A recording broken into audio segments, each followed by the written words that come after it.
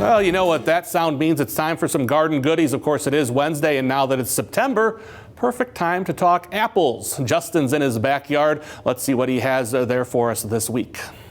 For this week on Garden Goodies, we're talking about a fall classic, apples. And behind me is a large apple tree that is in my backyard. And you notice it's a pretty big tree, and it's got quite a few apples growing on it. Now, it's a tree that I didn't have the opportunity to trim or to guide its growth, which many people do with fruit trees. They'll trim it and allow the branches to try and spread outward laterally instead of straight up. The problem with this type of tree that just grows old and big is harvesting the apples. You know, there's a few that are down near the ground here that are easy to reach, but many of the best apples tend to be higher up in the tree, so I might have to get a ladder out here to collect some of those apples. It produces, like many apple trees, fewer apples one year and more the next year, and this year we're kind of on the up cycle.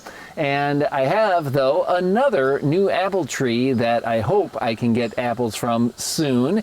And this is one you might remember that I tried to plant in this particular spot a couple of times in the past, but it didn't work out. I planted an apple tree here once, it died. I planted another one, it died. And now I think I have a Pixie Crunch growing here, and finally it took in the same spot. So that's one thing about perseverance. Maybe you try a different variety, or you put a little bit more compost in the soil or something like that, and it might take. And finally it did. This one is 3.5 years old, and I'm hoping to get some apples, or at least a couple of blossoms, next year. It's getting big enough that it should start to produce a few blossoms, and we'll have some apples in the future. But for now, we're going to grab some of the apples off the old apple tree, and as a special treat this week, Brad is going to be whipping up something with those apples. So stay tuned for later in the show when we try that out.